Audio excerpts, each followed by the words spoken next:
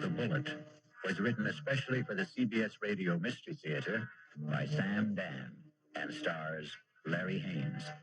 I shall be back shortly with Act One.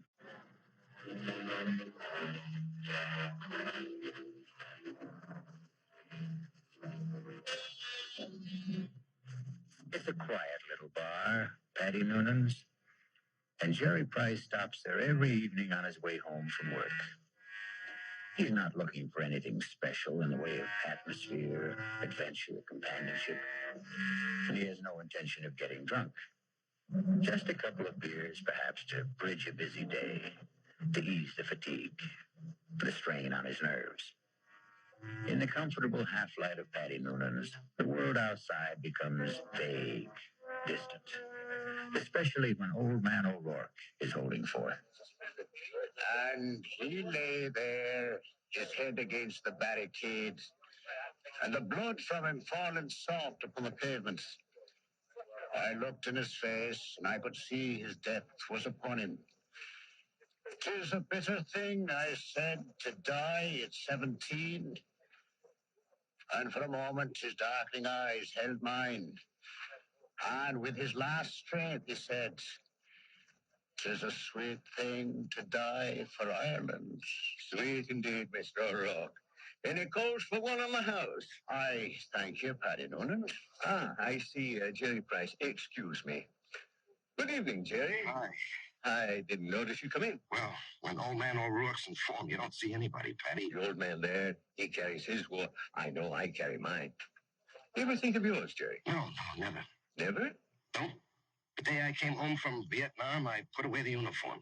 I also put away everything that went with it. The army, the war, like a snake sheds his skin. Well, the past is gone, Paddy. It's dead, so you forget it. You go on to other things. Hey, what's everybody drinking? This round's on me. Set 'em up, Paddy. Mr. Edward Clark himself. And what's the occasion? Yeah, I got a little announcement. Guess what the old lady tells me this morning? Number 10 is on its way. Oh, that event around must be on the house, Mr. Clark. Just a quick one, Paddy. Hey, I got the truck outside. What are you hoping for this time, Ed, boy or girl? Let's see. What do I got now? 4 boys and 5... No, I got 5 boys and 4... who can keep them straight? All I know is I'm always tripping over somebody. Yeah. 10 kids in 12 years. Well, you can't tell me it isn't exciting to hear there's going to be a new baby. Oh, yeah. I know it's going to be a kid who'll wet his pants and keep me up half the night. It's another mouth I got to feed. Yeah, well, guys, I got to ride. I'll see you tomorrow. You know, Betty, it's funny. People who don't want kids, can't stand kids, can't afford them, can't raise them, they can't help getting kids. Whereas, well, guess there just isn't any justice in this world. Well, there may be no justice, Jerry, but there's always hope. How long have you been married? Right after I got out of the army, it'll be 9 years. A fellow used to come in here, and they were married 15 years before they had their first. Shit. Am I really out of the army 9 years? Tell me, Patty, you're an old philosopher. Where does it go, huh? Down the hatch and try another. Yeah, don't mind if I do. Oh, wait on the paying customer first. Where? The fella standing at the end of the bar. What are you saying, Jerry? There's nobody standing at the end of it. In the brown hat and the raincoat. Now, Jerry, what are you saying? No. That's Paul. Tell me what's the matter, Jerry. Paul. Jerry, listen to me. There's no one. Paul. Hey, he was just standing here. Where'd he go? Where is he? Jerry, where is who? Are you all right, Jerry? Yeah, I'm all right.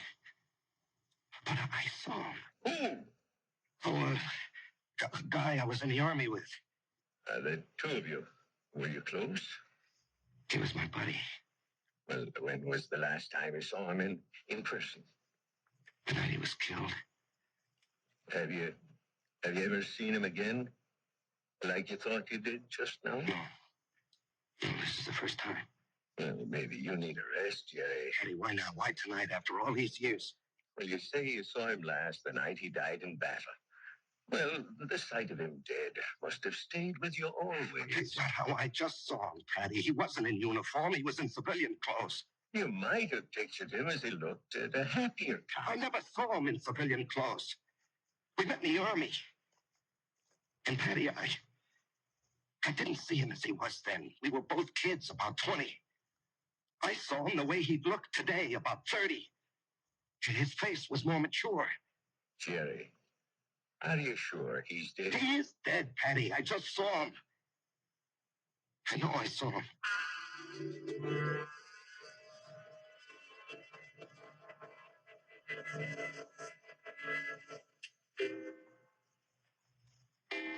Jerry, it's after midnight. Oh, I'm not finished, honey. I have to clean up these reports, Marge. Honey, a new rule has just been passed in this house. All paperwork shall be done in the daytime. Marge, I have to call on customers. Be reasonable, huh? Am I the kind of wife who makes idle criticism? No, indeed. Constructive suggestions, that's my motto. Northeast Distributors can solve all your paperwork problems by hiring a girl. Honey, I'm lucky to have the job. No, Jerry, you're not lucky. They're lucky. Well, everybody knows you're a terrific salesman, but you can get another job tomorrow. More money, less headache. Honey, I couldn't walk out on Joe Keller. Why not? Well, I'll never forget what that man did for me. I came home from the army, a kid with no experience. I needed a job. He took a chance with me. Now he needs me. Well, I'm just worried about you, Jerry. You look so tired all the time. No, I'm in great shape. Will you go see Doc Steiner? I did, today. Oh, well, it's about time. You needed a checkup. Well, I didn't just go for the checkup, honey. I went for the other thing. Jerry. Well, he said some people, men, well, they're okay in every way, but it just doesn't work out for them. Jerry, it's all right. No, honey, it's all my fault. Honey. It's just unlikely there can never be any kids. He said unlikely. What he meant was impossible. We've got each other. Yeah. If only you didn't want a child so badly. No, we'll definitely think about adopting. Okay? Yeah, okay. Sometimes that works out even better. Come on, honey, let me see you smile. Marge, I don't know what I'd do without you. Oh, that makes us even. I don't know what I'd do without you. Come on, get to bed. Yeah, I'll just have a cigarette. Honey, why'd you turn on the music? To make sure you don't try to sneak in some work. I know you can't concentrate with music going. I'll just be a couple of minutes, honey.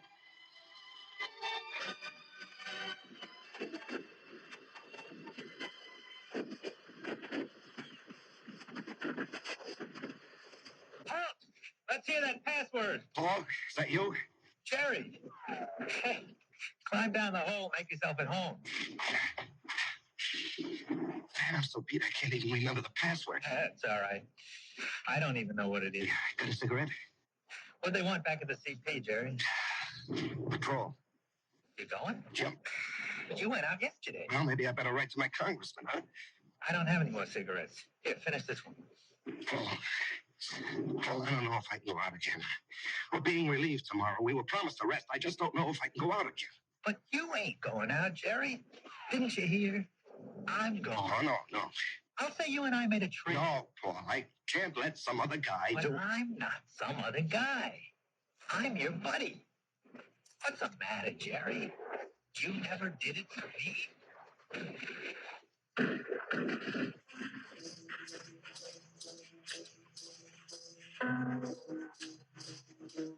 Can I have a drag on that butt, Jerry? Paul, you're alive. I'm alive, Jerry. I'm here with you. In your living room. No, you can't be here. I went out afterward. I found your body. I carried it back. Maybe it wasn't you. It was me. But you were dead. You were killed. Yes, Jerry. I was killed. Jerry, will you turn that radio off and come to bed? Marge, he's here. Who's here? Can't you see him? Jerry, I don't see anyone. Paul, why can't she see you? She will. They all will. When? Later. I have to go now, Jerry. No, Paul. Paul, tell her. Jerry. She'll think I'm crazy, Paul. Paul. She's gone, Marge. She's gone. Jerry, honey, what's going on here? Marge, he was here. He was right here. Now, you gotta believe that. I'm not drunk, and I'm not crazy. I believe you. I believe you, Jerry. Now, here, just sit down. Don't do anything. Don't say anything.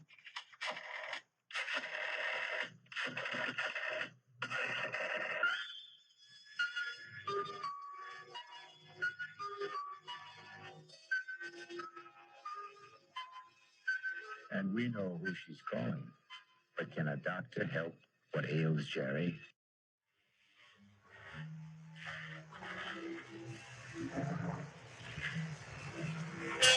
Do you believe in reincarnation? Do you believe the dead return? We have to believe it, because here we are, the reincarnation of radio drama. We hope you'll keep us alive. By continuing to listen to newly remastered Mystery Theater episodes with immersive audio available Monday through Thursday. Please subscribe to our Substack for bi-weekly bonus episodes and to support our efforts.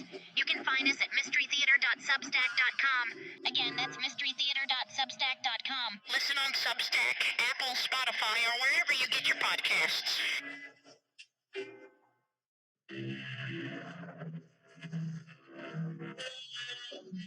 And now, Act 2 of The Bullet. Let us trace the path of the bullet. We have a worried Marge, a concerned Dr. Steiner, and a distracted Jerry. Tell me about this man, Paul, you called him Jerry. I said we were buddies, Doctor. That tells it all. Jerry, please don't be so hostile. Dr. Steiner's only trying to help. You were buddies. You came back alive and he didn't. Yeah. There's an extensive medical literature on the subject. Oh, I'm sure there is. Jerry. I'm not being hostile, Marge. I know I saw him.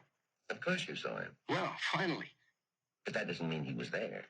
You see, Jerry, the death of a wartime comrade remains an eternal reproach. All who survive are sentenced forever to feelings of guilt. No.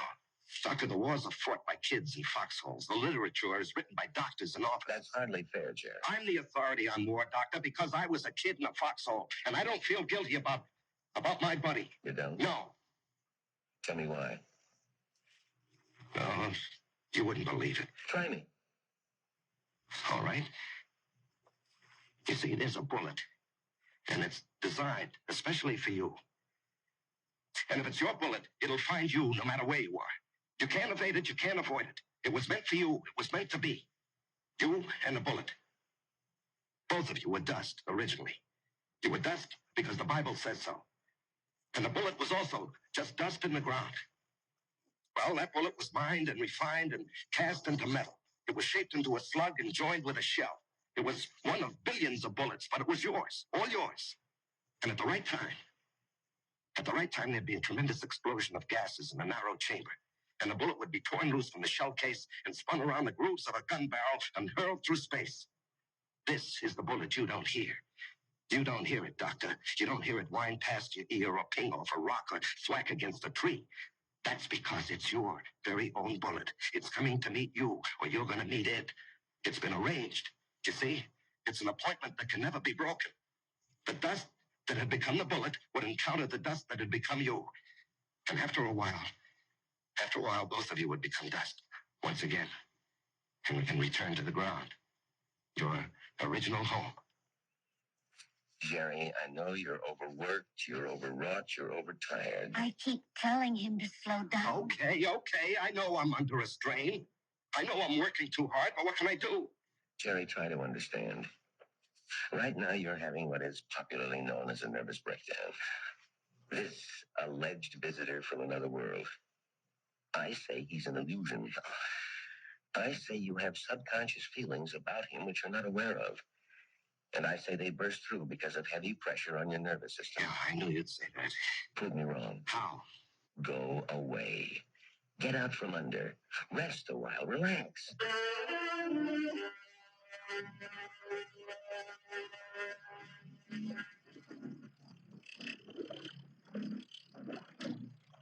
Oh, honey, this looks like a good spot. Do you want to stop here and try for something? Well, Marge, I think I'd like to go back and play 9 holes this afternoon. Great. I need more practice with my irons.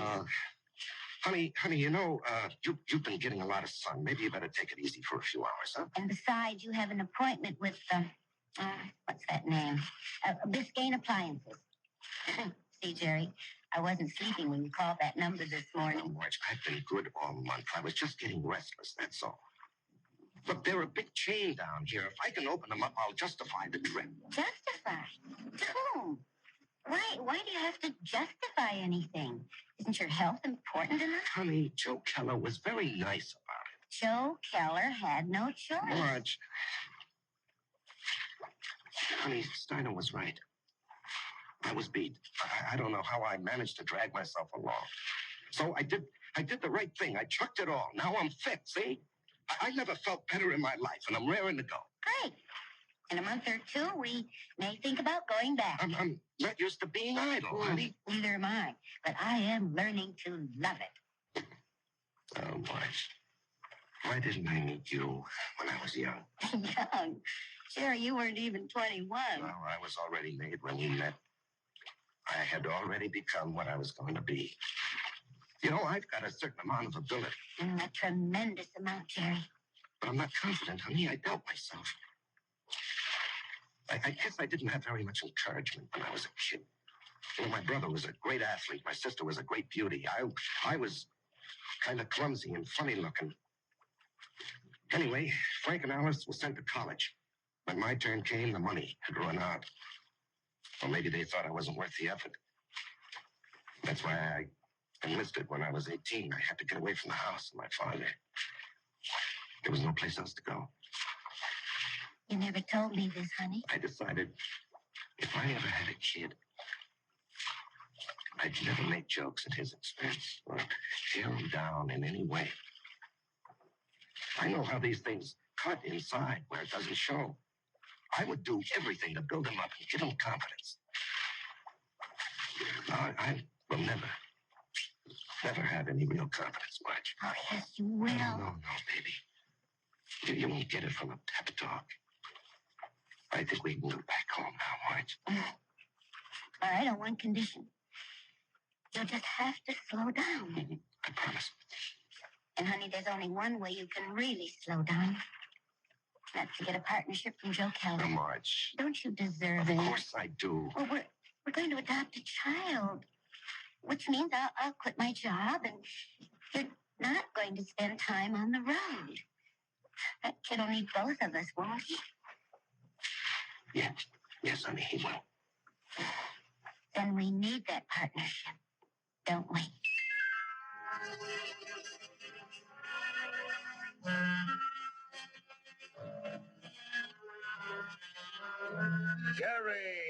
Jerry, baby. You look like $1 million. Less 2% for cash. Oh, yeah, Joe. Hold it. Ramona, no calls. I'm in a meeting. I can't be disturbed. Well, anyhow, Joe, hello. I want you to take it easy for a while, you hear? Yeah, I'm ready for action. Oh, you think you're ready. Now, listen. I know you had a lot of expenses. I want you to take this little check. It's only $500. I'm strapped for cash this way. I had to pop for a whole new computer setup. But anyway, I decided to increase your bonus to 5%. That'll amount to a pretty sweet raise, huh? Now, Joe. Don't thank me, kid. You're entitled to it. You got to make sure you don't get sick again. Joe, I have to talk with you. Well, sure, kid. What about? Well, it's personal and important. Well, let me buy you lunch.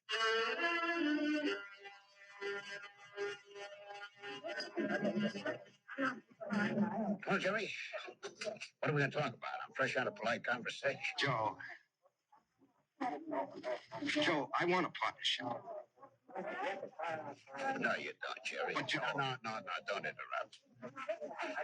You don't want one. You'd like one. Two different things. Don't nitpick, Joe. You'd like a partnership, which means it would be swell. Great if you had it. But want is something else. It means lack. It means need. I know you'd like to own a business, but you're not cut out to be an owner. Why? Because an owner is an officer. And in your heart, you'll always be an enlisted man. Tell me, could you ever fire a guy because you could get someone else cheaper? If an old customer, a good friend, was getting slow paying bills, could you cut him off? Thousands of guys like you go bankrupt every year. You're nice, sweet, big-hearted, but you don't have the guts business needs. Well, I'd like to remind you of the value myself. I know it to the penny, Jerry, and you're well paid for it. Well, I'm worth more now. You are. You got a sweet raise this morning. Joe, don't think I'm not grateful. You gave me my first break, but I think I can do better elsewhere. Where? Anywhere. Consolidated, Freeman and Singer. Should I go down the list? Oh, they'd love to have you, Jerry. What'll they pay? They handle the nationally advertised brands. What'll you be, their glorified order taker? They don't need your full selling ability, so they don't have to pay you full price for it. Sure, with me, you push out all the schlock. It's rough, but you get top dollar. There's 20 outfits like mine. They grab you tomorrow, but where's the improvement? They won't pay you more. At least here, you got 9 years equity in a pension plan. You and me are used to each other. Besides, I really like you. Sometimes I feel like a father to you, Jerry.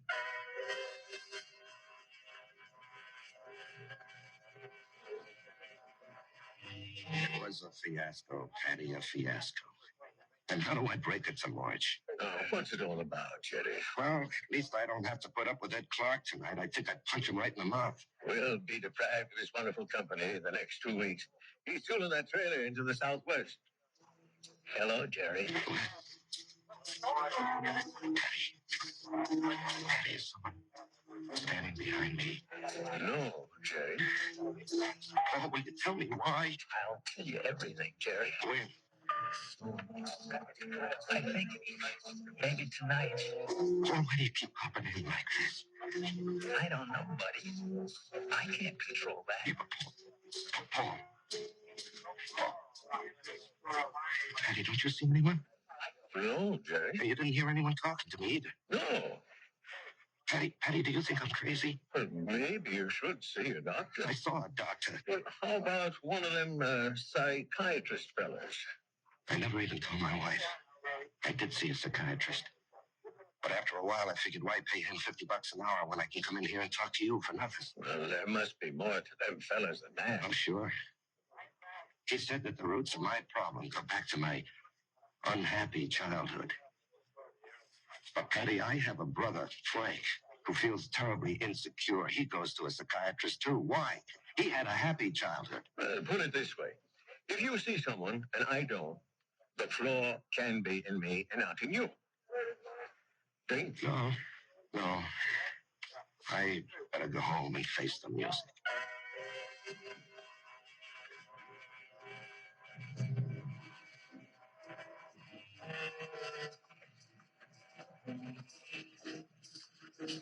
Jerry? Let's go someplace and talk. Where? Let's go to the parking lot. Sit in your car. It's cold. I won't bother you about it. Not yet. Turn the heater on for yourself. When will everyone else be able to see you, Paul? In 2 weeks. Right. No, it ain't. Why not? Because you'll be dead.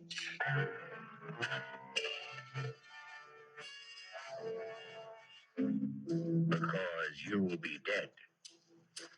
Cold words from a warm friend. The chill inside the car becomes intense. But Jerry knows there's no point in turning on the heater. We'll rejoin these two friends.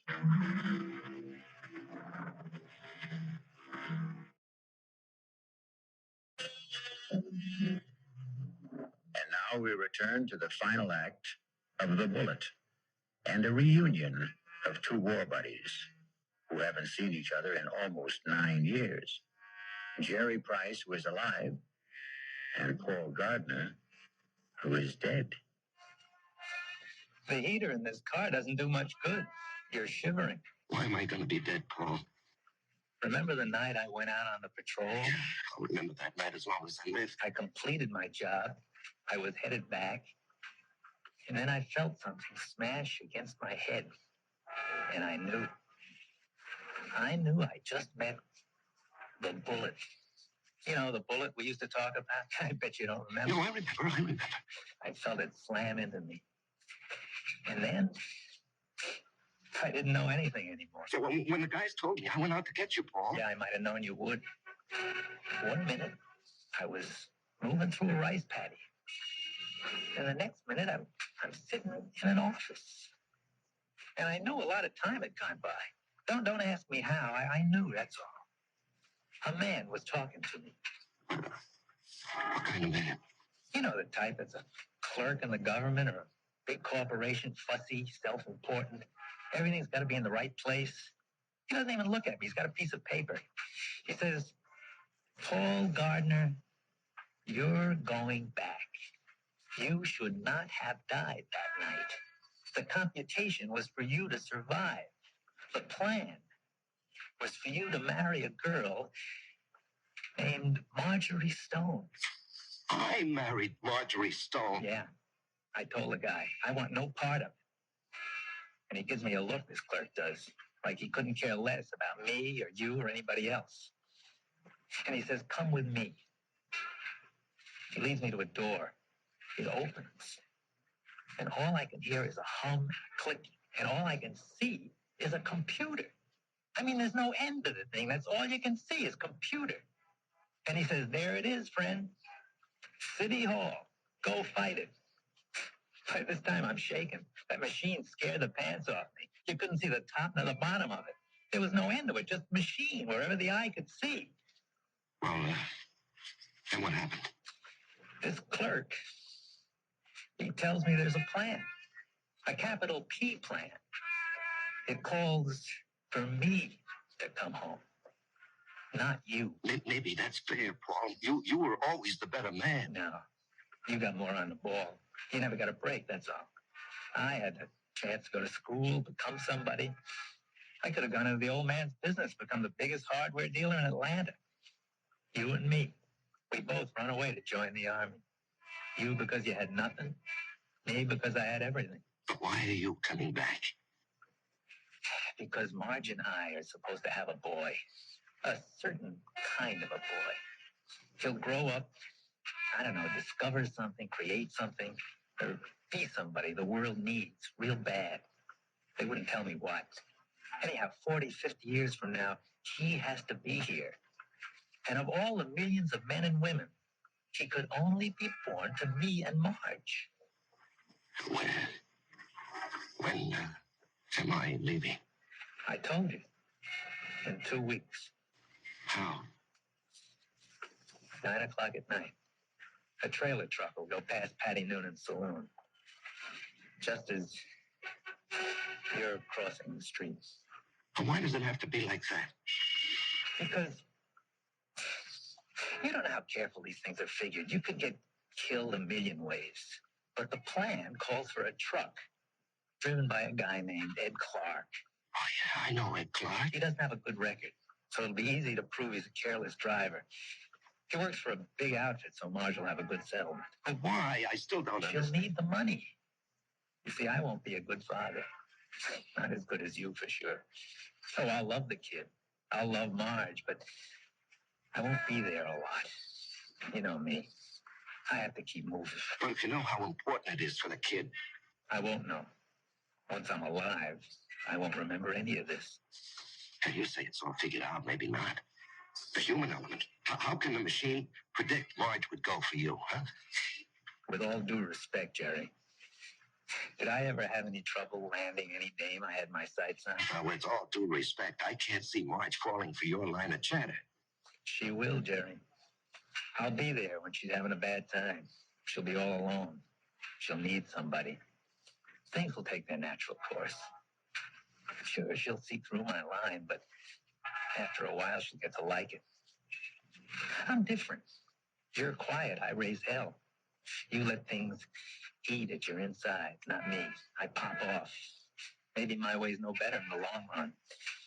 And she's married to you, and she loves you.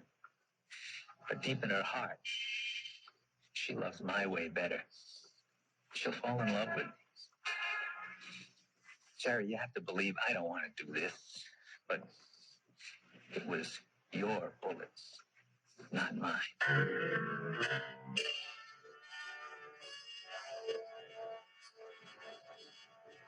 Jerry? What are you thinking about? Oh, a guy down Staples to cancel a carload of refrigerators. So I'm figuring an approach. Didn't we agree? Hey, this is just thinking. Did you talk to Joe Keller about the partnership? Yeah. And? He said no. Did you give him notice? He gave me a raise. Oh. Okay. Marge. Why don't you mix us a drink? Honey, aren't you going to say anything? Mm-hmm. Don't put in too much ice. Marge, please, you don't understand. I understand. I married a certain kind of man. And you're stuck with him? No. I'll stick by him. Because I love him. Would you have wanted a guy who'd barge into Joe Keller's office and say, Joe, either give me half the joint or I'll open up across the street and run you out of business? Oh, come on. Answer me, Marge. I have to know. Well, maybe I did. Why didn't you marry him? He never showed up. So you settled for me. That's what's known as falling in love. Come on, honey, take me to the movies. No, I don't want to take you to the movies. Let's go downtown and see a play. But that's a lot of money. Are you going to worry about money? And look, this weekend, would you like to fly out to, say, Snow Valley and ski? Yeah, or how about Las Vegas? Huh? Jerry, what's gotten into you? Honey, we're going to have 2 weeks of the most fantastic... Why 2 weeks? Oh, what's so special? You, me, I just want to spend the rest of my life having a ball with you.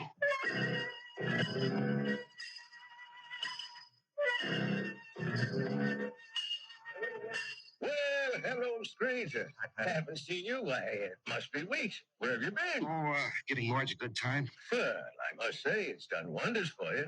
You look so calm. Do I? You ever see the little guy who wasn't there? No. Well, that's good. Let's drink to it. Jerry, if I'm not being forward, what did he want from you? You wouldn't believe it, Patty. Do you believe it?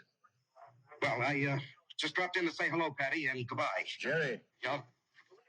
Something's the matter with you. Well, I understand Ed Clark is due back here tonight. I don't want to run into him. I just don't want to talk to him. Well, if that's how you feel, I'll buy him from the joint. Now, Jerry, something's wrong with you. No, nothing, Pat. Now, look, I'm an old soldier, Jerry. I can tell. No, it's really nothing. Really, is it? No, Jerry, you got a look on your face. What kind of look? I've seen it before in the war. I've seen it on men who go out on the impossible mission. The look of men who know they're not coming back. The resigned look. What are you resigned to, Jerry? You have a vivid imagination. I have an imagination. Jerry, whatever it is, don't be resigned to it. Fight it. You can't fight City. I knew it. You're in a fight, Jerry. Well, you can fight anybody. You're an ex-combat soldier, and you weren't afraid of anything. When you were out there, you faced up to death, hunger, despair. What happened to you, Jerry? Where did you lose it? Face up to it now. Whoever he is, spit in his eye. Patty, I can't do anything. Jerry, I'm going to throw you out of here for your own good. Now leave town. Go far away for a while. Fight it, Jerry, fight it. Patty, wherever I go. Listen to old Patty, just take off. Don't you see there's a plan? Who cares? Put up a fight. Why are you so upset, Patty, huh? I don't know, but listen to me. Fight, now. Now get out of here.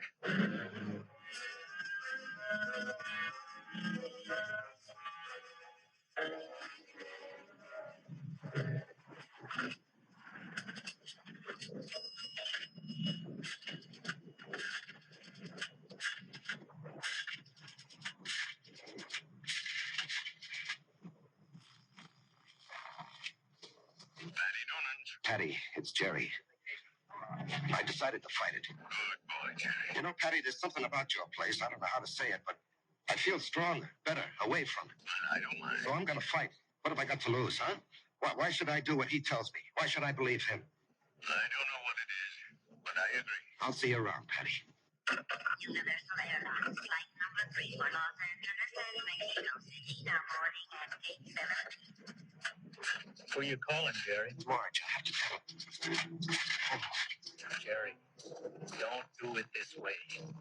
There'll be 100 other people on that plane. Do it the way it has to be done. Paul, I have to fight you. Why? Because it isn't fair. Was it fair for me to stop your bullet? Come on, Jerry. Ed Clark will be tooling by Patty's in less than an hour. Paul, I don't know if I have the nerve. I'll help you, buddy. I'll help you. Come on.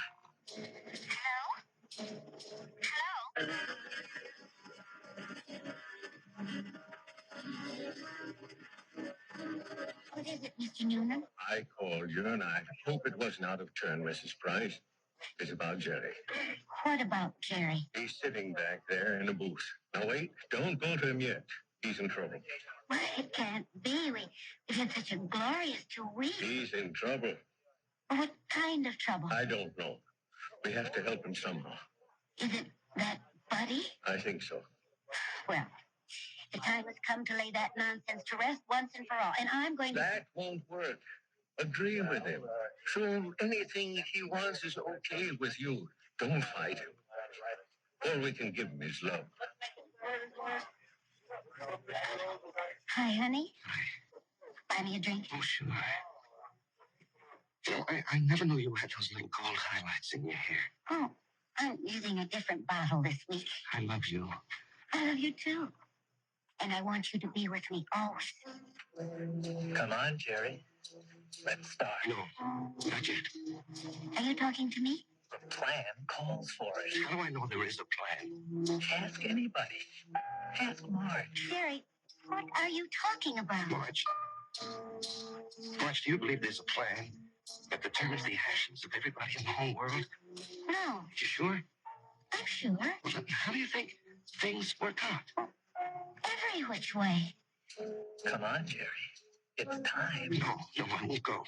Where won't you go? Then, Marge, as far as you're concerned, there isn't any plan.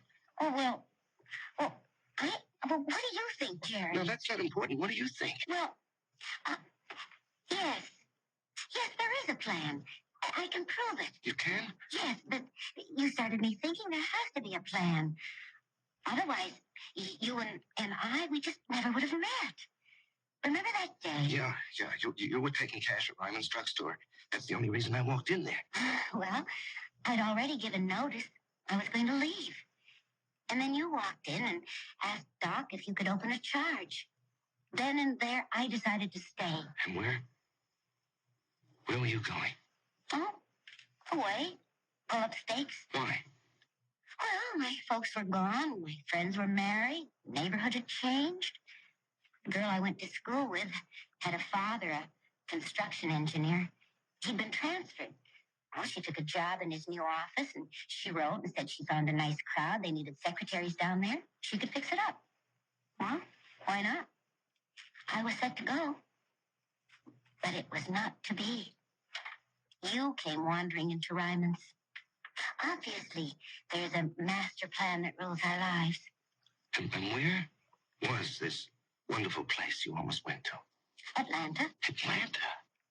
Oh, what's so remarkable about that, Jerry? It was definite you were going. Oh, sure. And only because you met me.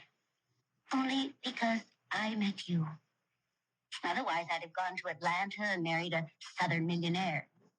But evidently something had been planned for me. Aren't you flattered? I met you, and it changed my whole life. Are you ready to go now, Jerry? Marge, will you come with me? Yes, Jerry. Where do you want to go? I have to do something. I'll come with you. No, wait here, darling, please. It's time, buddy. Just like going out on a patrol. Jerry, where are you going? It's all right, Patty. It's all right. I didn't want this, buddy. I know. I don't want you to take my bullet either. Goodbye, Jerry. Here, come on. Take care of them for me. You know I will.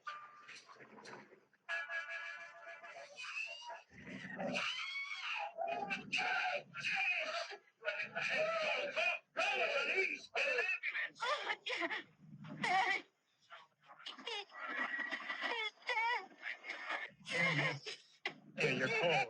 Let me throw this coat over you. She's gonna fade. It's all right. I've got her. Go bring her into that bar where it's warm. Give her a little stimulant. It's all right. Everything will be all right. Everything will be all right.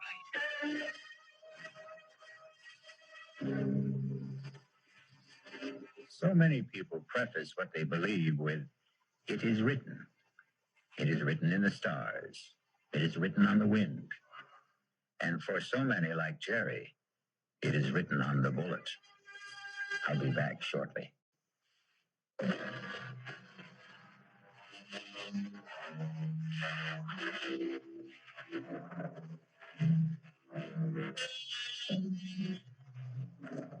I remember an old soldier once told me he wasn't worried about the bullet that had his name on it.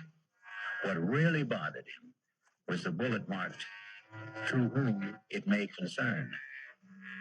Our concern is mystery, excitement, suspense, thrills, and chills. Our cast included Larry Haynes, E.V. Juster, Martin Newman, Ralph Bell, Leon Janney, and Danny Acco.